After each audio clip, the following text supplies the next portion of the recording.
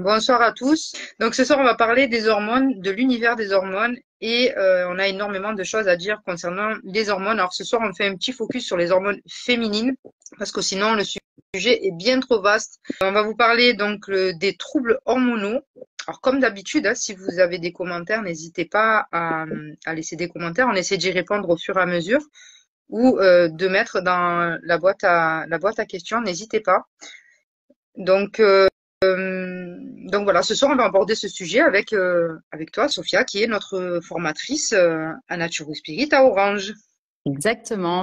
Donc, bonsoir à tous. Alors, c'est un sujet qui me tient particulièrement à cœur. Il y a beaucoup de choses à dire sur les hormones féminines. Et comme toutes les femmes, généralement, on se comprend, on a tout été ou on est concerné par des déséquilibres hormonaux.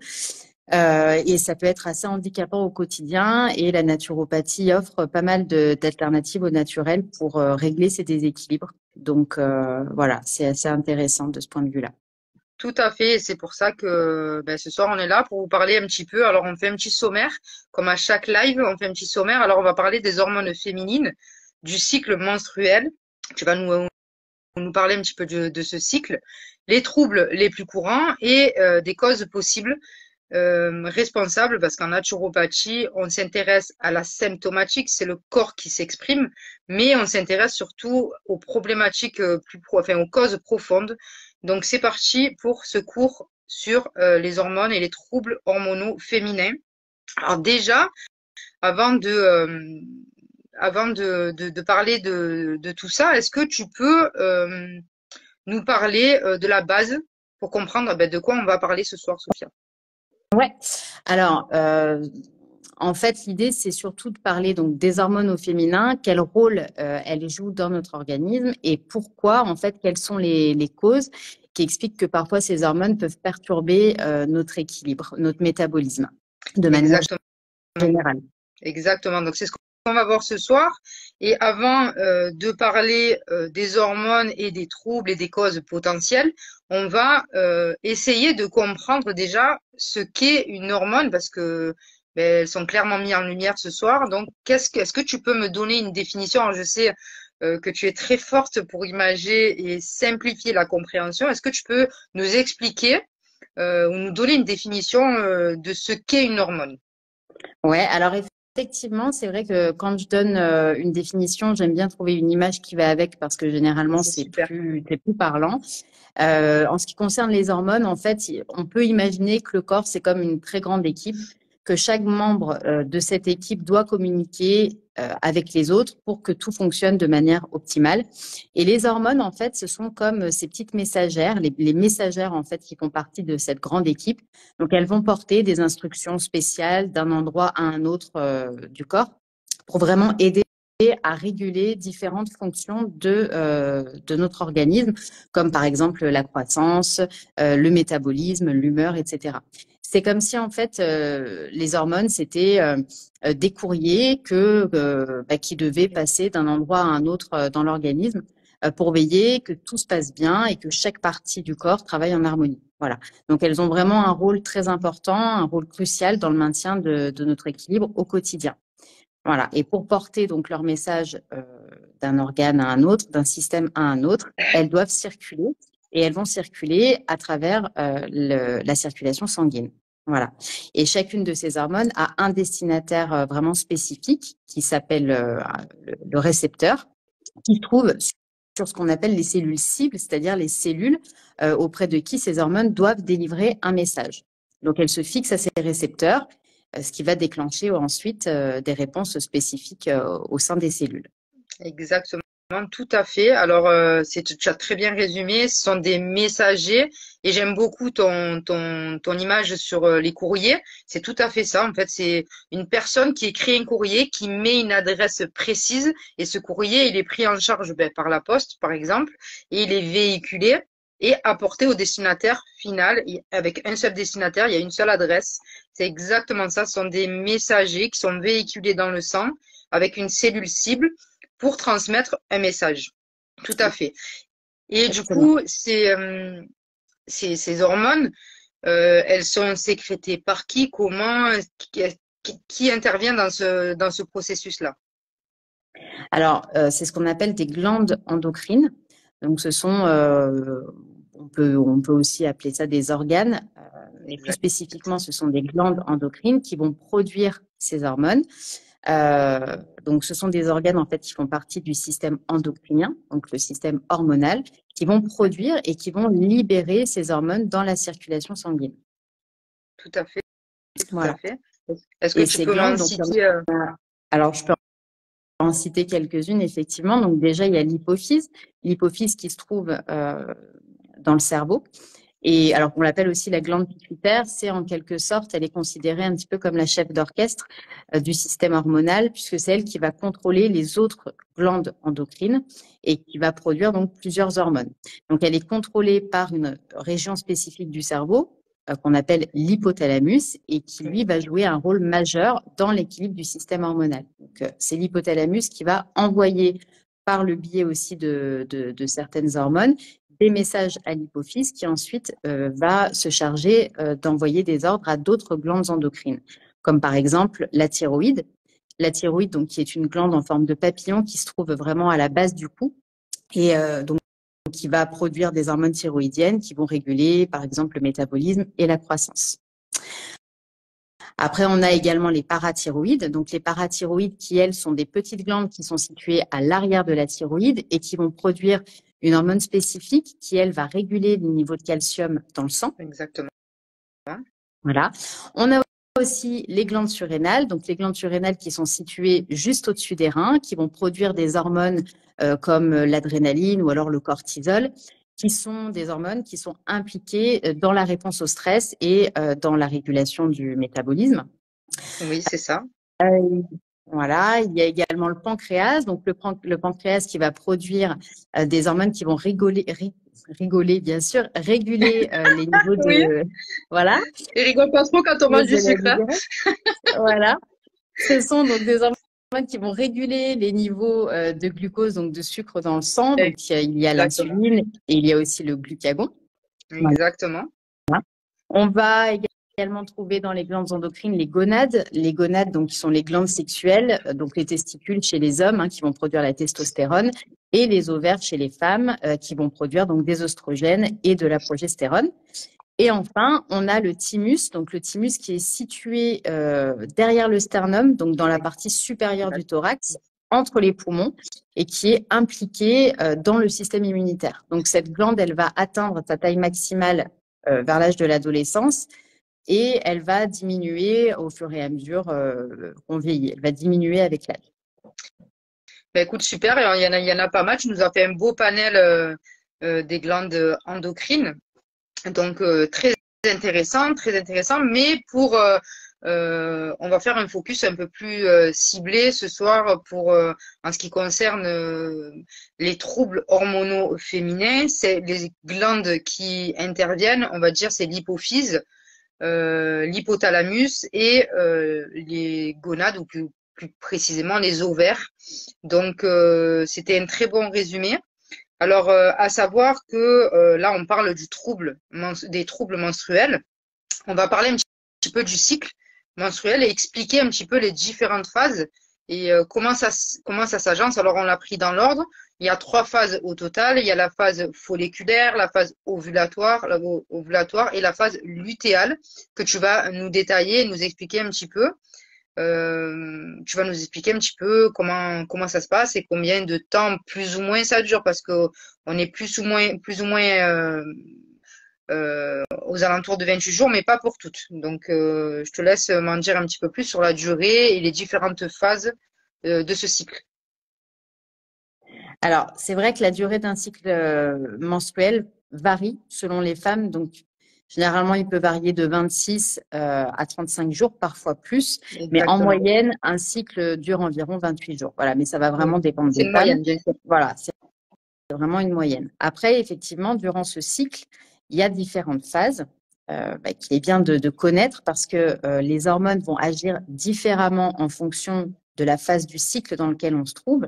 Et donc, l'impact sur la santé, l'impact sur l'équilibre peut être différent. Et quand on le sait, quand on l'anticipe, bah, ça peut permettre de moduler son hygiène de vie pour mieux vivre ses cycles menstruels. Exactement. Donc, il y a effectivement cette phase menstruelle, donc c'est la phase des règles en fait, qui va durer quelques jours. Donc pareil, ça peut varier.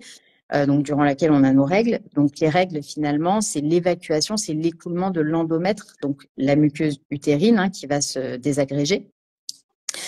Après cette phase menstruelle, il y a la phase folliculaire. Donc la phase folliculaire, la durée peut varier d'une femme à l'autre. C'est pas vraiment fixe. Il y a une moyenne qui est de 14 jours, mais elle peut vraiment varier d'une femme à l'autre.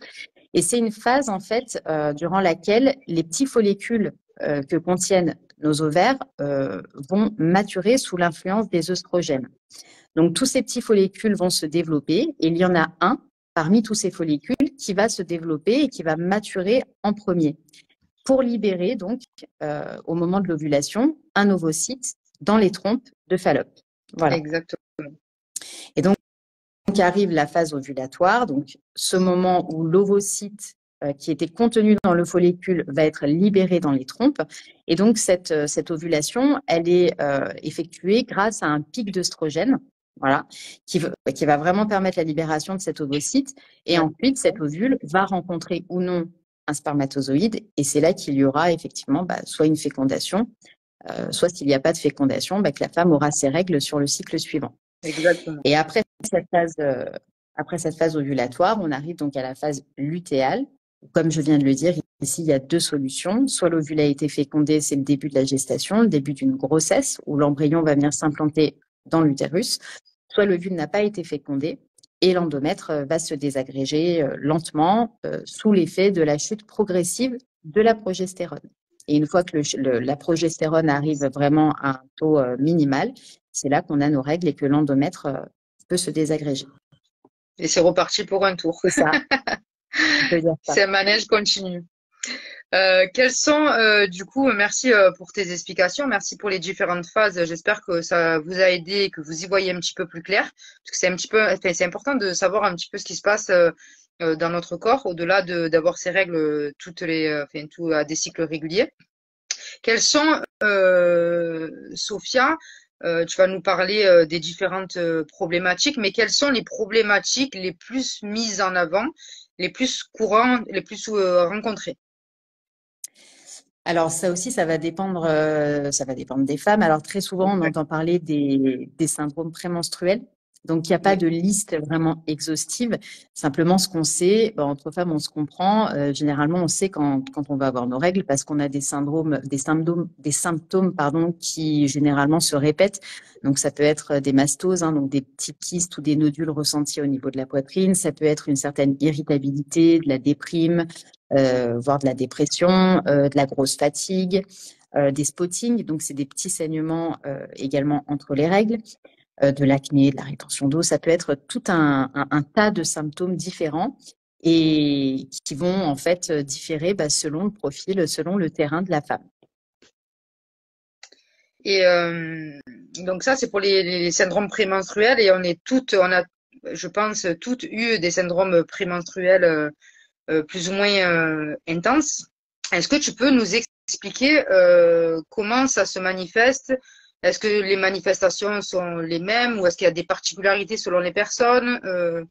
Est-ce que tu peux, oui aussi, Audrey, quand on est un peu énervé aussi. Ceci explique cela, en effet. En effet, est-ce que tu peux du coup nous expliquer comment est-ce que ça se manifeste? En fait, fréquemment, ces symptômes, ils sont le résultat d'un déséquilibre dans la balance entre les œstrogènes et la progestérone.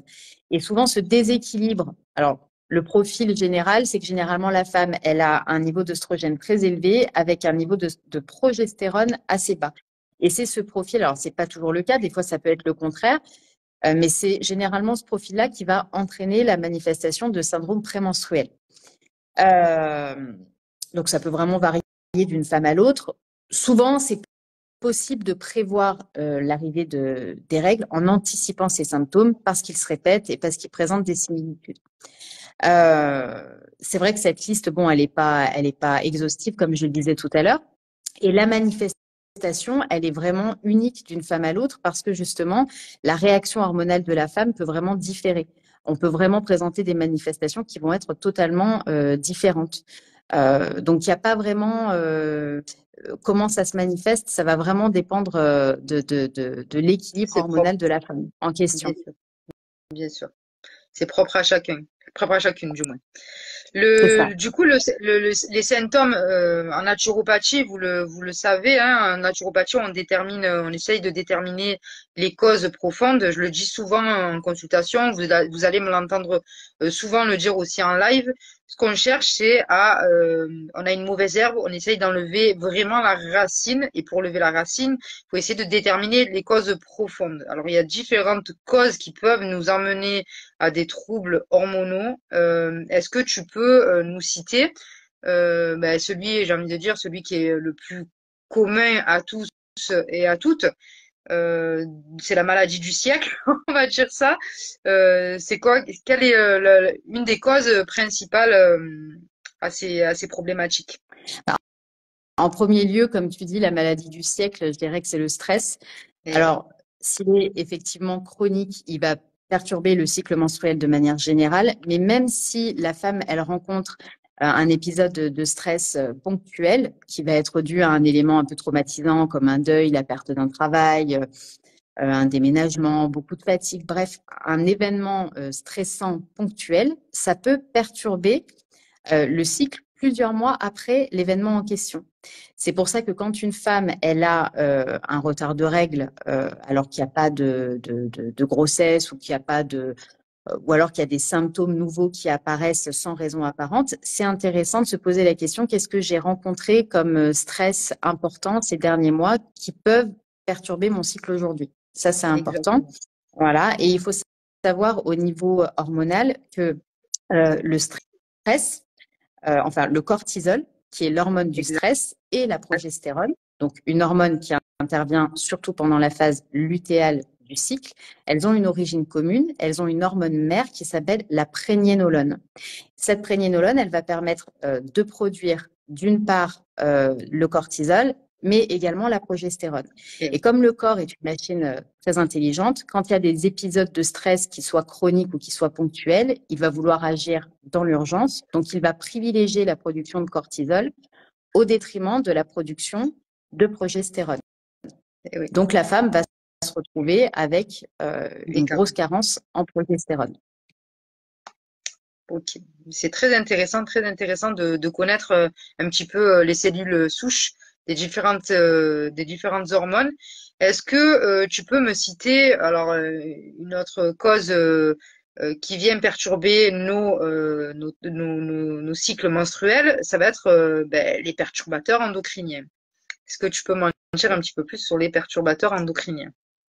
Alors, les perturbateurs endocriniens, ils sont vraiment omniprésents dans notre environnement, que ce soit dans l'air qu'on respire, dans les aliments qu'on va consommer, dans les produits cosmétiques, dans les produits ménagers qu'on va utiliser au quotidien.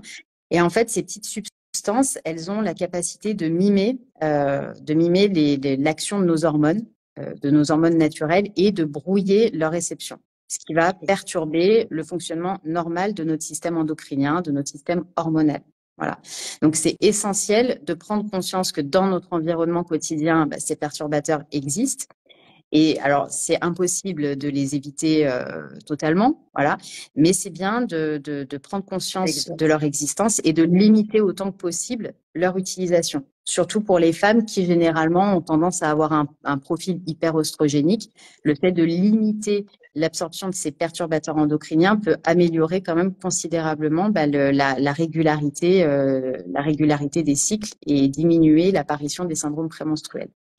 Bien entendu, en fait, l'idée, c'est de, comme tu dis, de prendre conscience et de se dire, OK, il y a tel perturbateur endocrinien, comme tu dis, on peut pas tous les éviter, Mm, mais dans la mesure du possible, en essayant d'avoir une alimentation, en essayant d'avoir une hygiène de vie plus ou moins saine, on peut déjà avoir conscience de se dire, en fait, l'idée, c'est de limiter le cocktail, de c'est ne ça. pas surenchérir sur tout ce qui peut être perturbateur endocrinien. Comme tu dis, on les retrouve partout, que ce soit dans les contenants, dans les contenus, on en retrouve partout, dans la jardinerie, dans l'alimentation, dans les cosmétiques. si vous pouvez faire du fait maison, c'est magnifique. Mm. Manger le plus, tu vas le voir, on va en parler tout à l'heure. Tu vas parler de l'alimentation, mais tout ce qui est cosmétique, produits ménagers, si vous pouvez faire du fait maison, c'est que mieux. Mais après, j'entends bien que c'est parfois un petit peu compliqué. Du moins, essayer d'être vigilant sur les étiquettes. Ça, Ça. ça me semble être important. Après, on va parler d'un pilier essentiel. Hein, on le dit en naturo, c'est un des piliers fondamentaux de notre approche, l'alimentation. L'alimentation a un impact. Exactement. L'alimentation, comme dans tout en fait, hein, pour conserver un équilibre de manière générale, l'alimentation c'est le premier pilier, un outil d'ailleurs qui revient très souvent en naturopathie. Et encore une fois, elle va jouer un rôle majeur dans l'équilibre hormonal de la femme et certains composants peuvent avoir un impact assez important sur le bon fonctionnement du système hormonal. Donc ça, c'est très important de le savoir. Je pense notamment au sucre, je pense aux produits pro-inflammatoires. Voilà, par exemple, tout ce qui va être graisse saturée, les plats préparés, voilà, toutes ces choses-là qui potentiellement viennent perturber l'équilibre hormonal. Donc, c'est intéressant de le savoir. Et surtout, ce qui peut être intéressant, c'est de réussir à déterminer les différentes phases de son cycle pour adapter l'alimentation selon les phases de son Oui, cycle. Pourquoi? Parce que exactement. pendant le cycle menstruel, il y a des périodes qui sont plus inflammatoires que d'autres. Je pense notamment à la phase lutéale, donc c'est la phase qui précède l'arrivée des règles, qui elle, pour le coup, est hyper inflammatoire. Donc, plus on va apporter de l'alimentation anti-inflammatoire, peu de sucre, alléger l'alimentation, et plus les cycles seront réguliers et et moins les symptômes prémenstruels apparaîtront. Voilà. On va passer sur une autre cause Mm. possible. On va parler on prône souvent l'activité physique, on explique que c'est important. À contrario, la sédentarité n'est pas la meilleure chose, notamment pour ces troubles hormonaux. Ces troubles hormonaux. Est-ce que tu peux nous en dire un petit peu plus? Alors, la sédentarité, c'est comme l'alimentation, c'est un des piliers naturopathiques qu'on va retrouver généralement dans tous les sujets qu'on va aborder dans le domaine de la santé. Quand le corps il est inactif, la masse musculaire elle a tendance à diminuer et une perte Exactement. de masse musculaire va venir influencer négativement l'équilibre hormonal. Voilà, ça c'est important de le savoir. En même temps, bon, l'inactivité physique, ça peut aussi être associé à une prise de poids, à une prise de masse grasse, qui elle-même va entraîner une augmentation de la production d'œstrogènes. Donc tout ça, c'est un cercle vicieux puisque ça peut aussi contribuer au stress. Et lorsqu'on est en proie au stress, on a plutôt tendance à faire des choix alimentaires qui sont moins sains pour notre santé puisqu'on va commencer à manger de manière compulsive, donc à être attiré vers le sucre, à être attiré vers des choses qui sont beaucoup moins saines. Et insidieusement, ça va entraîner des carences nutritionnelles et des déséquilibres au niveau de notre système hormonal. Donc, c'est un cercle Exactement. vicieux. Exactement. Alors, il y a tellement de choses encore à dire sur les troubles hormonaux féminins. Beaucoup de personnes se retrouvent malheureusement en errance médicale pendant de nombreuses années. Alors, c'est bien d'en avoir conscience, d'essayer de déterminer les causes. Est-ce que tu veux nous rajouter quelque chose ce soir avant de terminer ce live, avant que je clôture est-ce que tu as un mot de la fin? Non, mais je dirais que c'est quand même très utile en fait pour notre équilibre. Alors surtout dans la vie d'une femme, puisqu'en fait on est vraiment rythmé de la prépuberté jusqu'à la ménopause, voire après, on est rythmé par nos hormones. Euh, c'est hyper utile en fait pour notre équilibre et pour le maintien de notre santé de comprendre le rôle de ces hormones. Et voilà, parce que justement notre équilibre général dépend en grande partie de l'équilibre en fait de ces hormones. Voilà. Et encore une fois, tous les symptômes qui vont se manifester pendant les règles, entre les règles, après les règles, ce sont des messages du corps. C'est pas une fatalité en fait, c'est surtout ça. Ce sont des messages du corps qui doivent être écoutés. Ce sont des déséquilibres et si on redonne au corps les capacités d'auto-guérison dont il a besoin, on est en capacité de réguler ces déséquilibres de manière totalement naturelle. Voilà. Je suis Donc, tout à fait d'accord avec ce que c'est tu déjà dis, ça important. Sophia, et c'est vrai qu'on nous apprend depuis toujours, hein, on nous apprend, on est des femmes, on a nos règles, on a mal au ventre, c'est C'est normal. ça. Non, c'est pas normal d'avoir des douleurs atroces, de pas pouvoir bouger, de vomir toutes ces tripes quand on a ses règles. Non, c'est pas normal. Et ça, se faire accompagner, et même quand on se fait accompagner par des professionnels, hein, moi j'ai déjà eu en consultation des personnes qui m'ont expliqué leur parcours et qui ont vu des professionnels, etc. Et en insistant un petit peu, ben, parfois on se rend compte qu'il y a des problématiques sous-jacentes, il y a des vraies problématiques. Donc il faut avoir conscience de tout ça, avoir conscience, comme tu dis, et ça c'est important, souffrir, être en souffrance quand on a nos règles, c'est pas normal. C'est le corps qui s'exprime. On a un petit peu parlé ce soir des potentielles causes, des symptômes, des différentes causes. On a donné quelques définitions. Et surtout, si vous avez apprécié ce live, n'hésitez pas franchement à le partager au maximum parce que ça peut nous servir en tant que femmes, solidarité féminine. Ça peut nous aider à y voir un petit peu plus clair, en tout cas. Je te C'est ça. remercie, Sophia. Merci Encore à toi. merci. Et je te fais des gros bisous et je te dis à très bientôt. Au Bonne revoir tout le soirée à monde. tous. Ciao, Au revoir ciao. tout le monde. Merci beaucoup. À bientôt. Ciao.